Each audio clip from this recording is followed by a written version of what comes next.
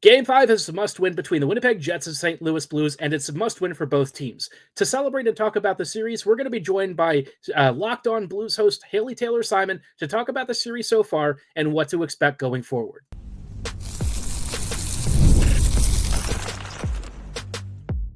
You're Locked On the Hockey Jets, your daily podcast on the Winnipeg Jets, part of the Locked On Podcast Network, your team every day. Hey Jets fans, and welcome to this extra special crossover episode of Locked On Winnipeg Jets and Locked On St. Louis Blues. We are going to be joined in a little bit by our friend of the show, Haley Taylor-Simon, to talk about, the series so far and what to expect ahead of what is going to be a pivotal Game 5 for both teams. This is a huge moment in the series. Probably, in my mind, one of the biggest moments in Winnipeg franchise history. It's a little bit less pressing for the Blues, but for the Jets, it is what, for me, really feels like a potential referendum on what this core is at its very heart, right? What is this team when their backs are against the wall, when they have to prove that they are a true contender? What response do they give us? The last two games were obviously pretty dreadful. This is a moment for the Jets, and not only just the team as a whole, but for a lot of individual players to really rewrite the narrative. That's why, for me, this game in some ways even exceeds some of the importance of the mythical 17-18 Nashville series. There is a lot at stake, and I want to chat about that with our friend Haley in just a little bit. But before we dive into that and welcome her to the show, did want to let you know that today's episode is brought to you by FanDuel. Right now, new FanDuel customers can get $250 in bonus bets if your first $5 bet wins. Stay tuned to hear more about how FanDuel can save and give you a huge win ahead of plenty of playoff runs, whether it's the NBA or the NHL, and you could potentially get some really big bonus bets back. But, of course, like I said, we are welcoming Haley Taylor-Simon to the show right now. Hey, Locked On Winnipeg Jets and Locked On Blues listeners, thank you so much for joining us for yet another crossover episode with the Locked On St. Louis Blues podcast. I am joined by Haley Taylor-Simon. She is part of the Philly Sports Network and also covers the Blues. It has been a whirlwind series. Haley, obviously, in the famous words of Mark Scheifele, he didn't say this, but he does not swear. What in the flippin' heck is going on in this series? This has been, in my mind, just a back and forth emotional seesaw. How are you feeling, and how are the Blues feeling? I'm personally feeling good right now that the Blues were able to win 2 at home. But Harrison, it's been a little while since we talked, and we talked before the series began, and those first 2 games in Winnipeg were horrendous for the Blues. So I wasn't feeling good then. So it has been a kind of like a switch in emotion for me, where I was in panic mode to now I'm a little bit more optimistic. Yeah, I think we're visiting some of our predictions. I think you said Blues in 6. Yep. I had the Jets in either 5 or 6. So far, I mean, we're both still right. I mean, it's a bit of a coin flip. And I think what's been really funny is watching. I called on yesterday's episode of the Locked On Jets show. The East is like the Weenie Hut Jr. Bracket because they're all like 3-1 series, and like the West, it's like no, you're gonna play every single game. It's going to be Game 7 every single night. And this has just been, man, I mean, Winnipeg fans were feeling good in the first 2 games. I mean, it was close, but they felt decent about the performance. But now, man, I'm kind of like starting to doomer again. We've sort of seen this Jets team do this a lot. But from the Blues perspective, with all of the stuff that's happened, is there a lot of confidence, coursing through that room? I'd have to imagine that the guys feel great about it. And sort of what's the mood for how the players are looking at the rest of the series? They are so focused. It's really interesting because Coach Montgomery said after the Blues lost the first 2 games to Winnipeg that this team needs to find a winning streak in the playoffs. And evidently the Blues won their next 2. And a streak doesn't begin until 3. So that is why this Game 5 is really important. But, I mean, you look at Jordan Binnington and you see how locked in and focused he is. I think some of the other guys kind of show their excitement a little bit more, but he is the staple to this team. And Winnipeg isn't afraid to take shots on goal. And I feel like that's one of their biggest strengths, actually, is that when they're in the offensive zone, from what I've observed, they've been able to be really aggressive and dominant. And the Blues' defense, it's not like they have the most stellar defense in the NHL. However, their biggest contributor is who is in net, which is Jordan Binnington. So I feel like he loves these like high pressure situations, and this is where he really does thrive. Yeah, I think he's been, obviously we'll talk about some of the keys to this series in a little bit, but, he's been a huge storyline. The Jets maybe have some goaltending questions of their own. Not like they're going to be starting anyone differently, but, things have gotten a little bit hairy. Yesterday, Hellebuyck was asked about his performance, and he said, look, I need to be better. Usually in the past, he said, I like my game, which is, not exactly the sort of confidence-building statement that I think Winnipeg fans want to hear. I mean, obviously, we all understand where his perspective is. These guys are all professionals. They've been through this before. But I think for Winnipeg, there's a lot of anxiety, not just with the team, but also I think the fans. We've gone down this road now. This is going to be the third straight year where there is really a high risk of a first-round exit. Now, granted, we've actually won 2 playoff games this year, so it's a little bit different. That at least is an improvement. We'll take that. But looking ahead to Winnipeg's future and stuff, I just think everyone can kind of see a cliff coming with this team. And so this year's run really feels like it has to be the one. The Blues have been here and done that already. The Jets, to me, really haven't proven that they're really a playoff squad in that sense yet. And so I think Game 5, in a lot of ways, for the Blues, I don't know if it's this level of importance, but for the Jets, most certainly, it feels like a referendum on the franchise. Is this team serious about the postseason? I still think yes, but I will say games 3 and 4, they kind of shook my confidence in their ability to rebound. I thought after game 3, game 4, they'd have a good performance, but then they started off well in game 4, didn't continue. I don't know if Montgomery or any of the guys said, were they feeling confident after that first period, or what sort of adjustments were they seeing that they thought got them back into that one? Yeah, so I'm really glad you brought that up, because in game 4, I was a little bit nervous. I believe it was Kyle Connor that scored the first goal for Winnipeg. And I said on Locked On Blues on Twitter that the Blues need to score a goal at the end of the first period to tie it up, because once the Blues, and I've seen this all season, once they go down by a goal or two after the first frame, they have a really hard time being able to catch back up again. And luckily, a goal was scored and the Blues were able to tie up the game. Now, I think the adjustments that the Blues made, because they played some slow hockey, and I said on the podcast yesterday that I thought the Blues played an excellent 41 minutes of hockey in that game. And the 1 minute I'm counting as the last minute when the Blues scored a goal.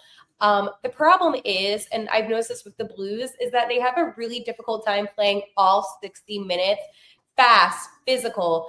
And in game 3, we saw that throughout the entire game. I mean, Bushi scored 48 seconds in, but then game 4, we saw them start off slow and lackadaisical. So again, I don't know what's said in between, and the coach kind of didn't really say per se, but I can only assume that he told the guys, hey, you got to play the way that you did in game 3. And also having that goal to tie up the contest after 20 minutes, it does have a huge impact on the team, because they know that they're not trailing. It's even again, and that's a huge confidence boost before going to the second frame. It's really funny because the Jets have really been the inverse this series. They have such slow starts, and then they start to warm up. Although the past couple of games, they didn't really reach the warm-up part.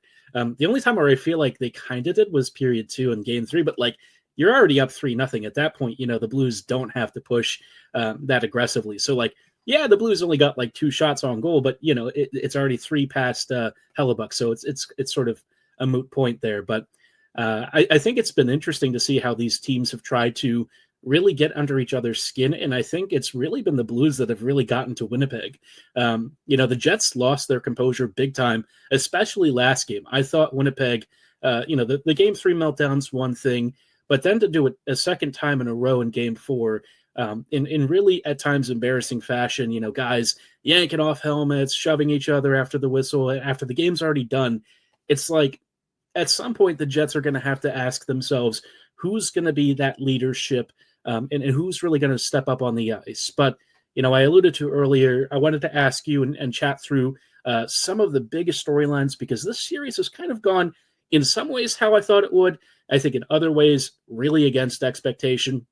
I wanted to chat about that in just a brief moment. But before we dive into that, did want to get in a quick word from our friends and sponsors at FanDuel. The NBA playoffs are almost here, and FanDuel is giving new customers an incredible way to get in on the action. Right now, when you join FanDuel and place your first $5 bet, you'll get $250 in bonus bets if your bet wins.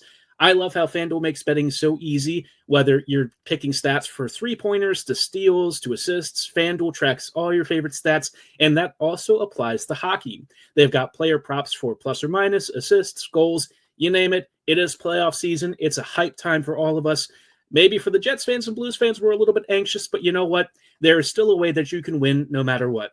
Even after the game tips off, you can even combine live prop bets into a same-game parlay for a chance to win big. But the only way that you can do that is to head to FanDuel.com right now and claim your $250 in bonus bets today.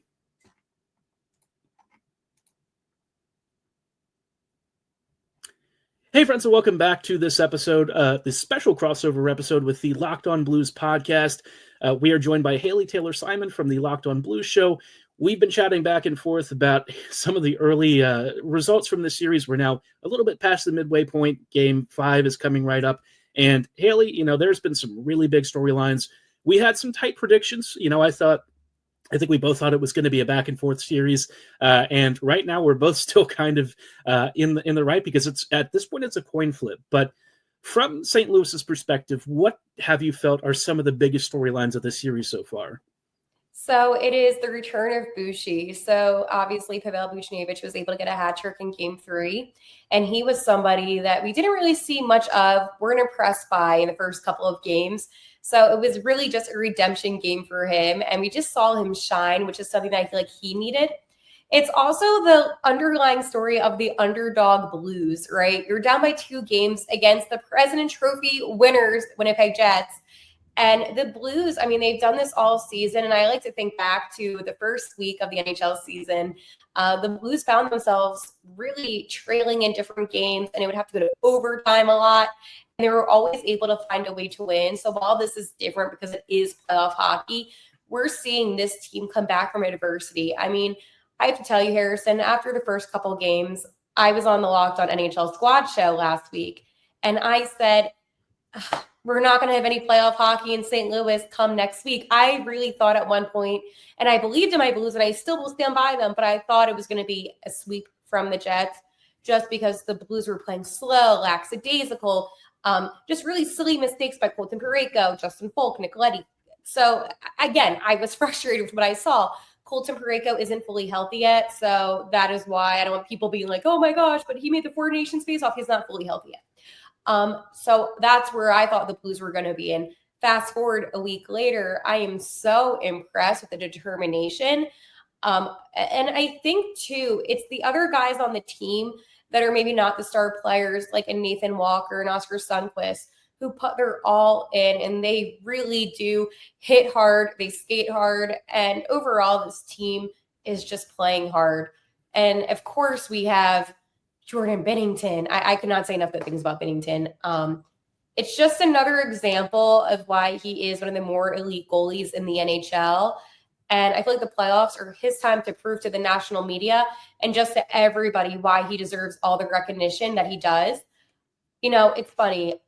A lot of people went into the series, and I can speak from Blues fans, right? Being really nervous about Connor Hellebuyck. And I still am. I still think that he is a good goalie. I think goalies can have bad games. It happens. But it's interesting because with how much, the broadcast talked about Hellebuyck, they never talked about Jordan Binnington in that same aspect. And now I can see them kind of shifting a little bit and talking about him more. And it just blows my mind. Like, Binnington's a Stanley Cup champion, but yet doesn't get any recognition ever from the broadcast right away. Yeah, it's been a weird goaltending battle, because you look at how Binnington he's been tested a number of times. And the Jets have gotten a couple of really good looks, but he hasn't really had to, he's not faced some of the weird stuff that the Jets have been kind of allowing, against Hellebuyck. And what's funny is, like, you look at where the Blues are going, they're going for like low danger shots from distance, but they become dangerous because they're just through tons of screens.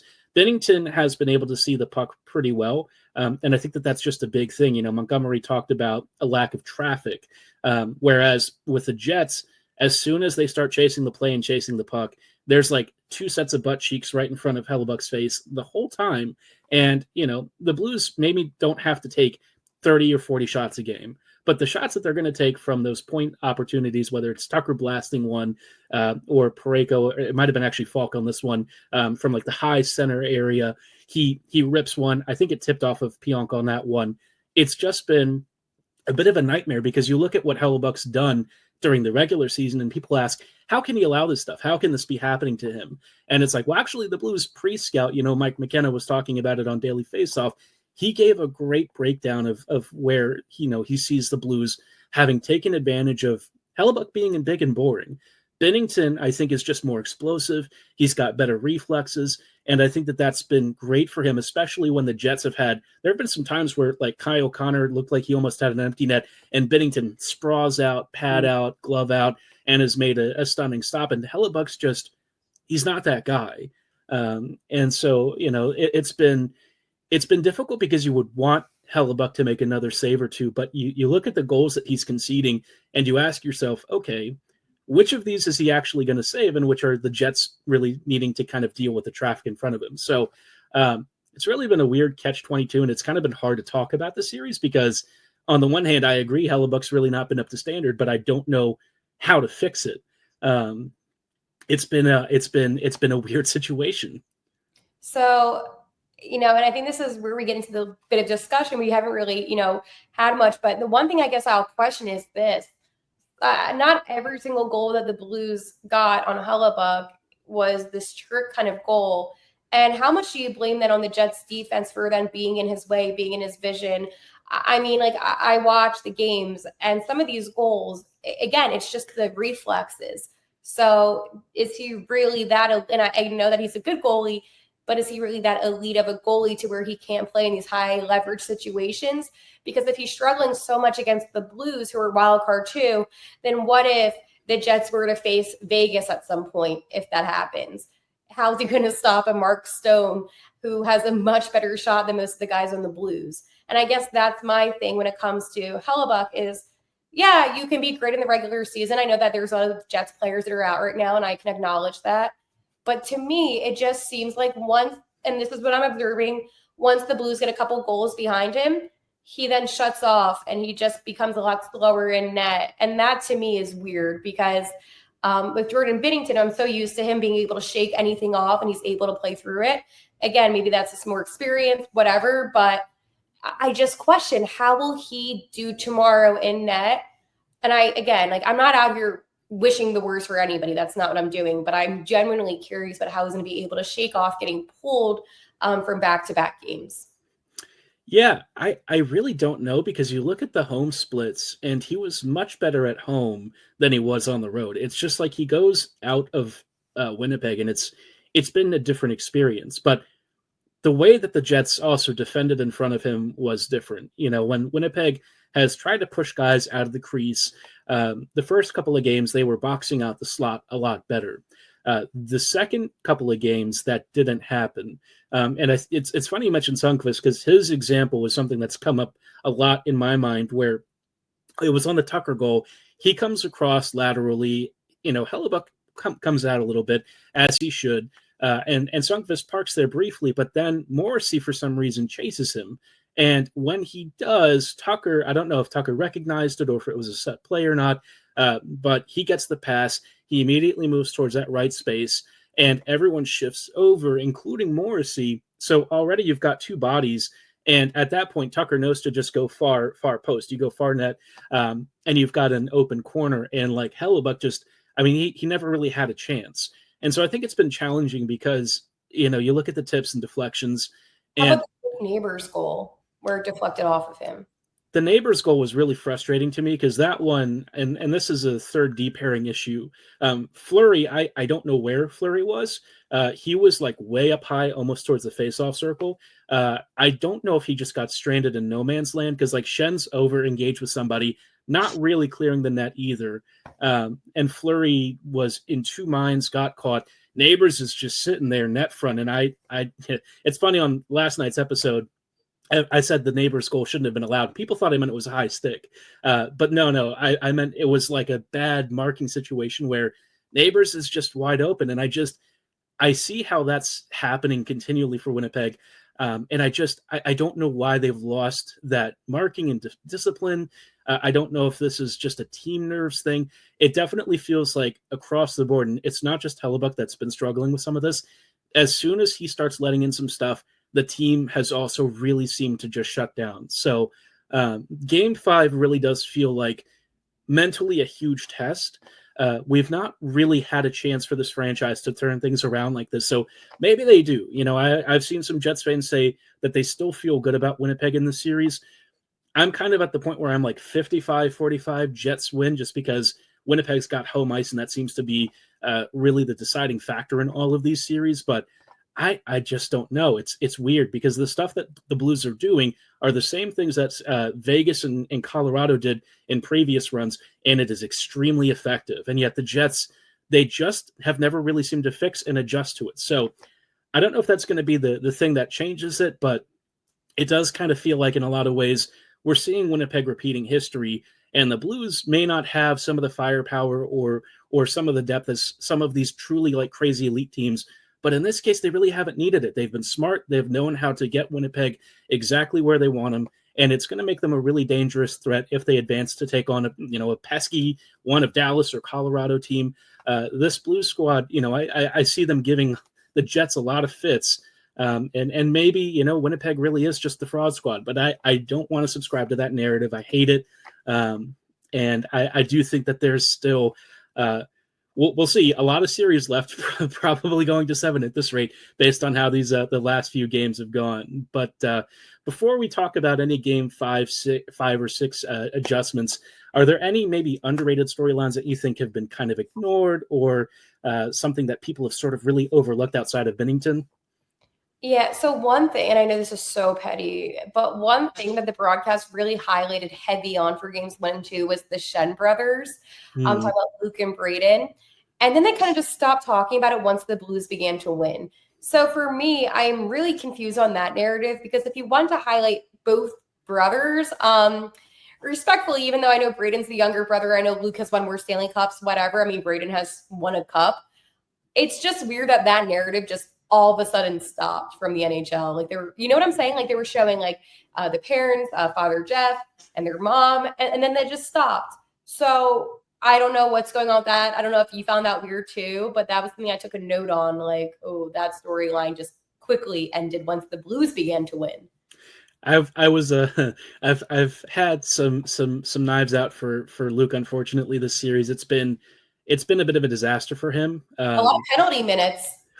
Yeah, this is what happened when I originally saw the trade. I was like, the Jets are going to get slower, and that's going to be a problem in the postseason. Luke's a nice guy. He fights hard. He's a gritty physical defender.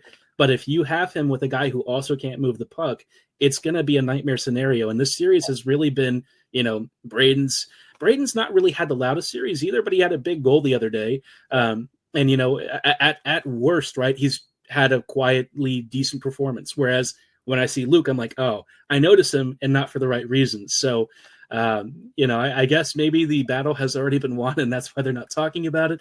Yeah. But it was funny though, because I remember game 1, like that's all they would talk about. I even put out a tweet. I'm like, are Luke and Braden siblings? And so many people replied and were like, yeah. And I'm like, obviously I know that, but it just was a little too much. Now, another thing, Harrison, and I think that my subscribers of Locked On Blues would like to know, I said from the beginning, and I've said this actually all season, even during the regular season, that Kyle Connor scares me. I feel like he is the best player on the Jets, and I will stand by that. He got a goal, obviously, in the last game, the only goal for the Jets. Do you feel like he is enough to get the Jets maybe a couple goals in the next game, or do you need other players to step up? And if you need other players to step up, is there a particular player that you have in mind that you feel like hasn't really stepped up enough that did during the regular season? This will probably feed a little bit into the 5 and 6 adjustments, so I'll save some of it. But the long and short of it is KFC and Scheifele really haven't been enough alone. This team has really been exposed for having a lack of goal scoring past the top line. And if the top line, suddenly ghosts, which after the first period last game, you notice them not really back checking, not really marking. There were like 3 or 4 goals where you're like, brothers, you gotta fight for it. And so it's difficult, right? They're dealing with some injuries. They're about to get Velarde back for game 5, which is going to have a huge impact. But then I saw the line rushes and I'm like, oh, so they're going back to the original lineup. And I just, for me, this is where I start to get a little bit of frustration. As much as I love Kyle and I think he's a great player and these guys are top performers, there's been a lot said about them over the years where in the postseason, it's just not been enough. And I worry that that's going to happen again. The bottom and middle 6 have not been able to contribute offensively, especially like lines 2 and 3. For me, I need Lowry to be Lowry. He's really not been that guy. And partly, he hasn't really been matched against the Thomas line enough. But just generally speaking, he's wearing the captaincy. And I really haven't felt like he's been able to step up in the series in that way. So, I don't like to be overly critical, but I think this is one of those series where because the stakes are so high for this Jets team and because so much of their future is riding on this playoff run, this is where you just can't afford mistakes. It's a high pressure environment. It's a pressure cooker. It feels like it's going to explode. And I wonder if the moment is maybe getting to be a little bit too big for the Jets, but it is what it is. They're just going to have to play the games. We'll chat about some of those more specific adjustments that I'm kind of hoping for in the next couple of games in just a brief moment. We'll cover maybe some of those depth scoring issues, maybe what the Blues are going to try to do, especially now that they're back on what has been really hostile territory in Winnipeg, and hopefully maybe update one of our predictions at least. Hopefully not mine, because I'm hoping that the Jets still win. but we will chat about that in just a brief sec.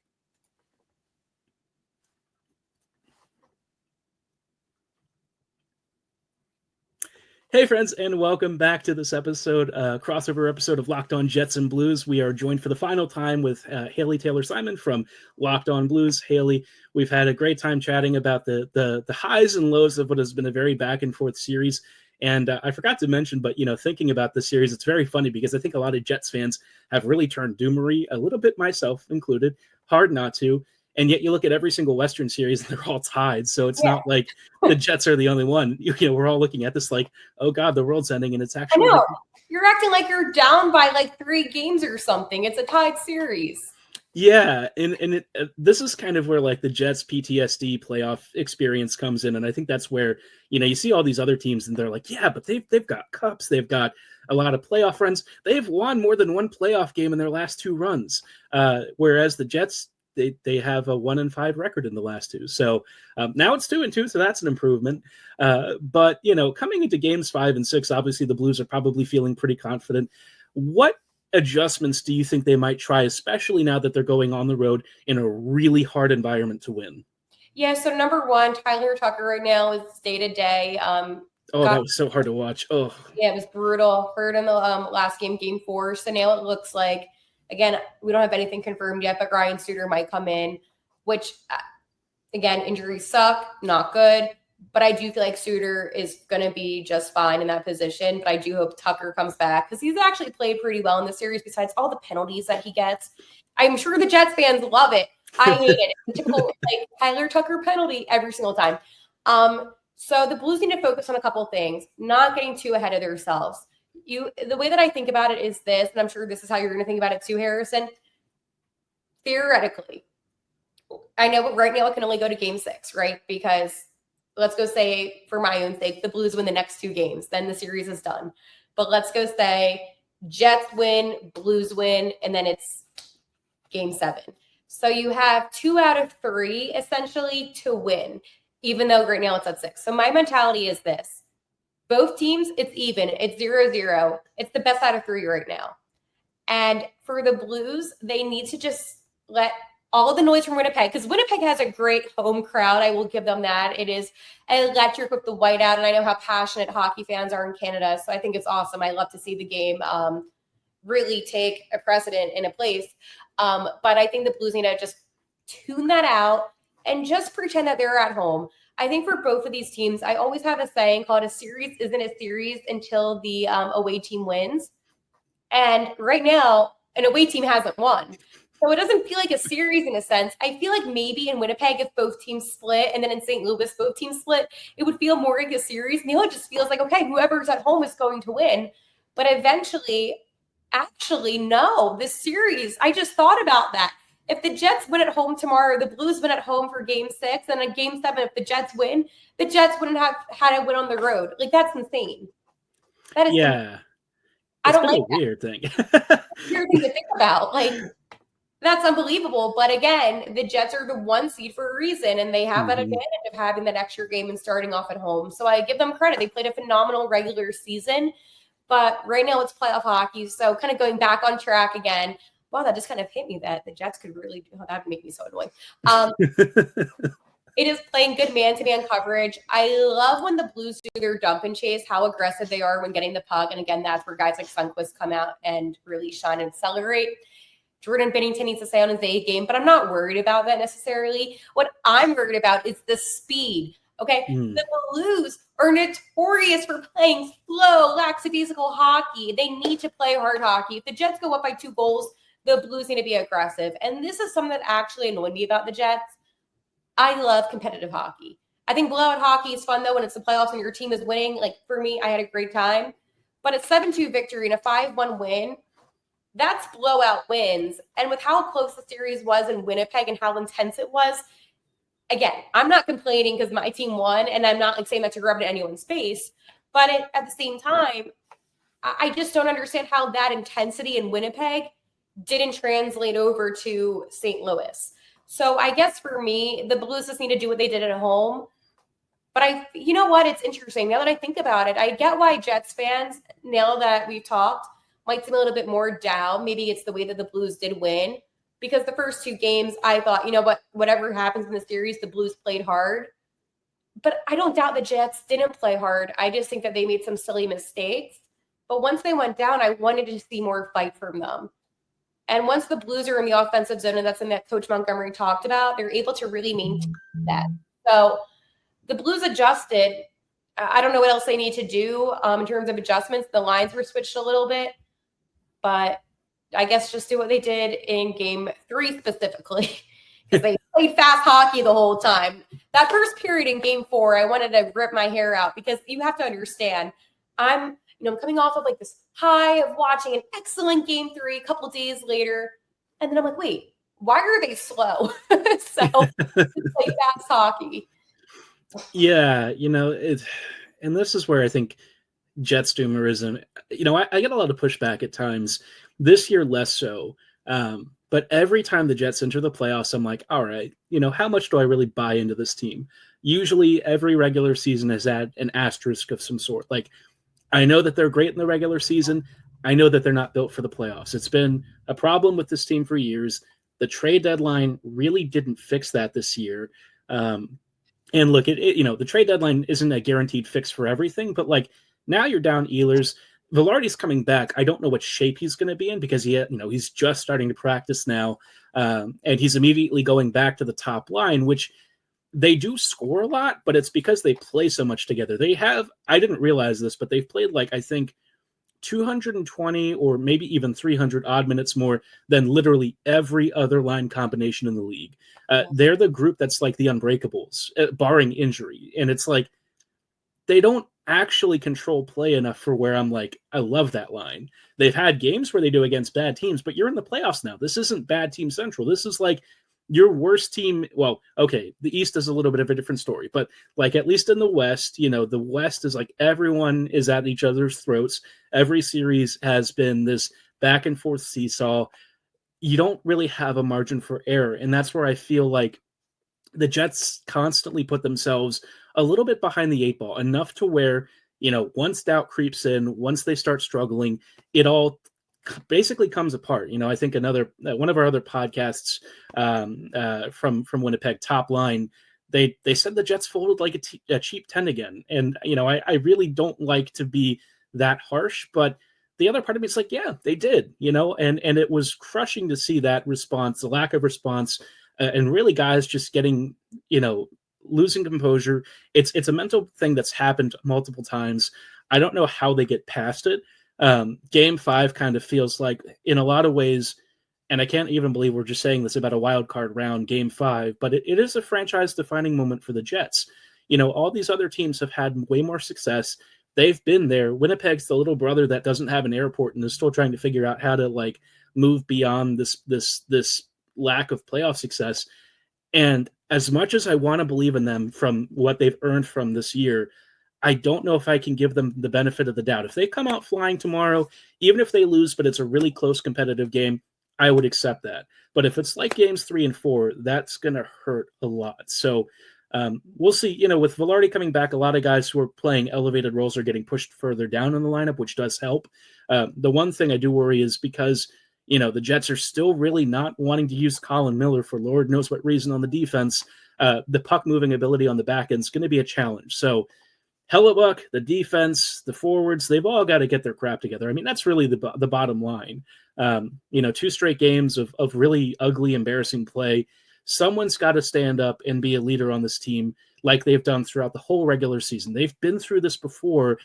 It's magnified in the playoffs. I know that they can do it. And I think that's where, for a lot of us Jets fans, there's been a ton of frustration. So will they do it? I don't know. And I don't even want to talk about Game 6 because based on how Games 3 and 4 went, let's just assume Game 7 might be a real possibility. But kind of on that note, do you still feel the Blues come out of this one, or are you kind of like a little 50-50 on who you think ends up winning this? Blues in 6. I'm going to stick by it. I can't change it up. It's funny because a couple of people, I did an episode prior to games 3 and 4, and I said, I think the Blues are going to win these next 2 at home. And a lot of my comment section was like, you're delusional, you're crazy. And then people went back on the video and said, oh, you were right. I think you should stick with what you're saying.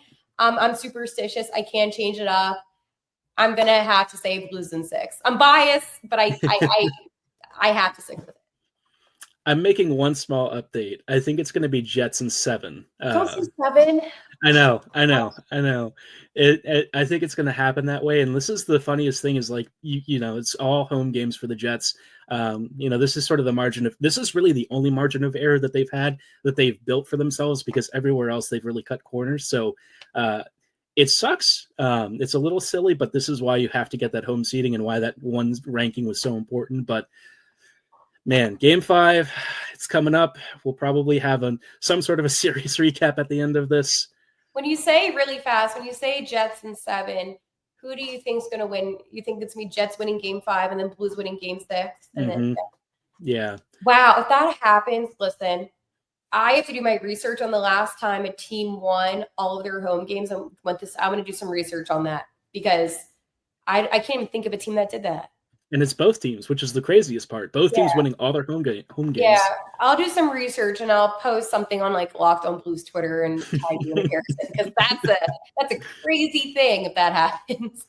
Yeah, I don't know. These two teams just seem to be like these weird flip sides of the same coin. So I don't know how it's going to pan out, but I want to say I'm looking forward to it. I think my liver may not agree. We'll see how that goes. But Haley, thank you so much for joining us. Where can folks find you? Yes, you can find me on Twitter at Locked On Blues, as well as YouTube at Locked On Blues. And I live tweet during all of the Blues playoff games, so you can look forward to my really dramatic commentary. And we're basically on the same platforms, YouTube, all your favorite podcasting platforms. I'm on Twitter at HLLivingLoco. Haley, thank you so much. We will probably reconnoiter back later at the end of the series, but everyone, we will see you then, and good luck for Game 5. Thanks so much for listening, Jets and Blues fans. It was a great episode. Hopefully tomorrow going to be a great game. Of course, at the end of the game, we'll have coverage of that on Thursday's episode. But for tonight's show, that's going to be all the time that we have. We'll see you then. Have a great night. And as always, go Jets go.